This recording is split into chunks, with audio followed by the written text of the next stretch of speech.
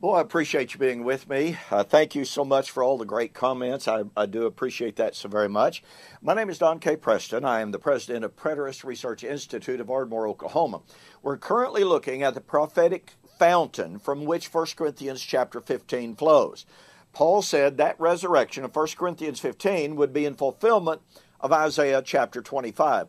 You know, one of the most disturbing things to me that I encounter repeatedly is a hermeneutic that is so fundamentally flawed, that does not understand the Hebraic way of looking at Scripture. I pointed out that, as noted world-class scholars tell us, okay, I didn't invent this concept.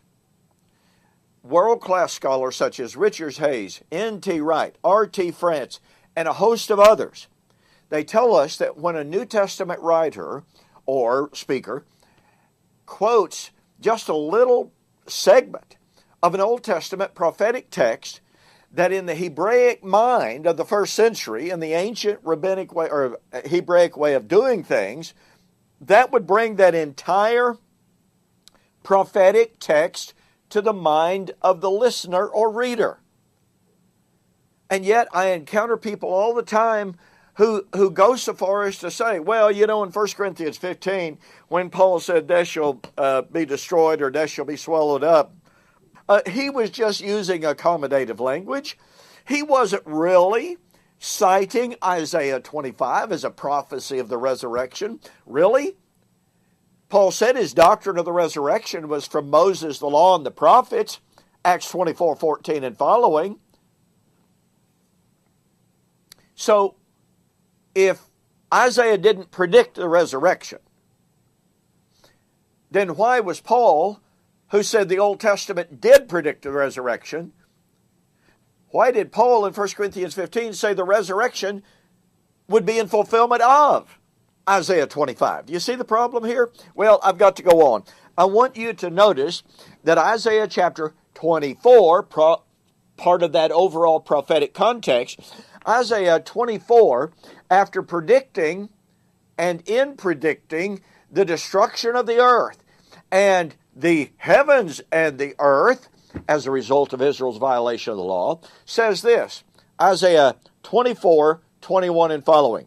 "It shall come to pass in that day." What day? Destruction of the earth. Verse 10 or verse 19 and 20. "It shall come to pass in that day that the Lord will punish on high the host of exalted ones, and on the earth the kings of the earth.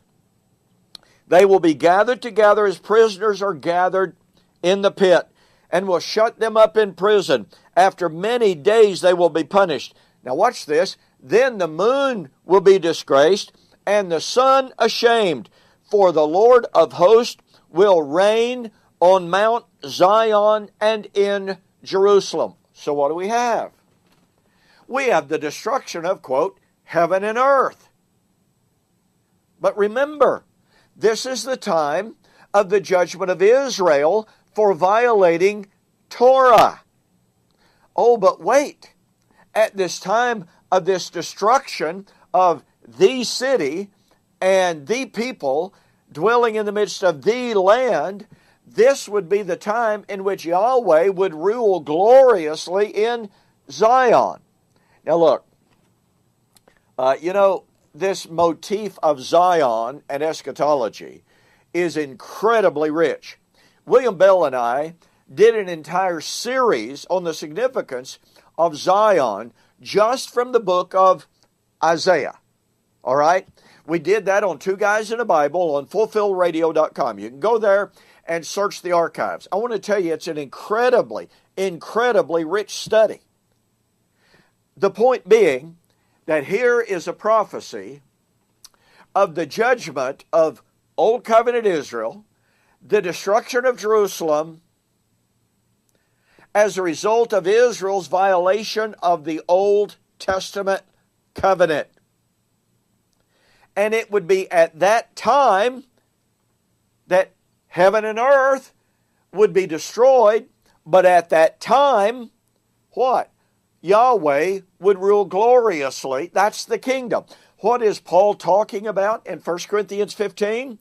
Paul is talking about the resurrection at the time of the end. And oh, by the way, It is the time of the end of the law. That was the strength of sin.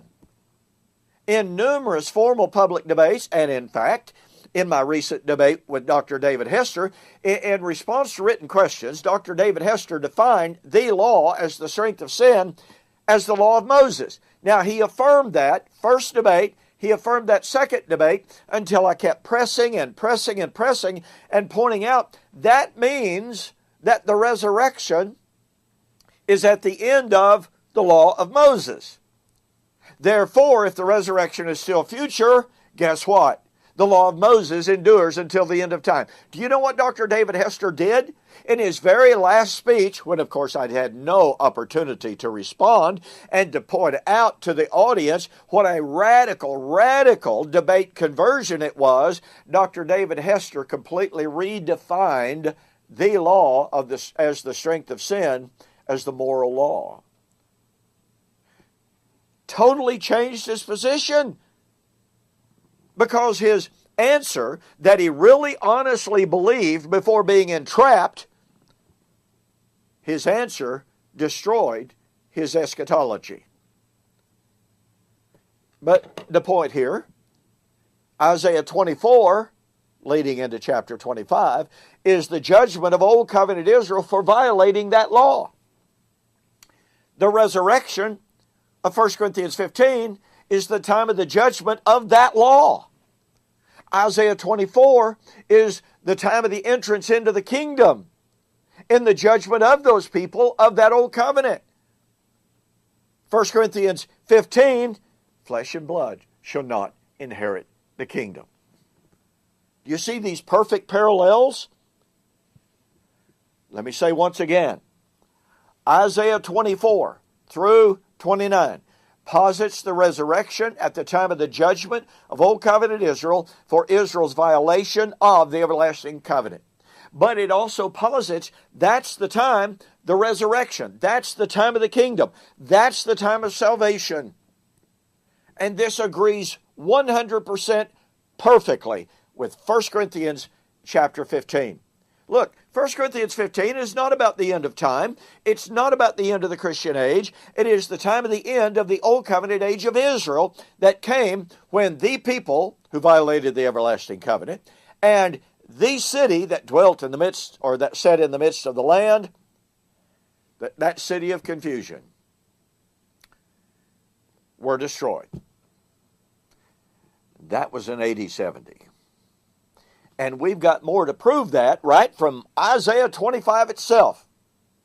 You don't want to miss it. We've got it on the flip side, so we'll see you there.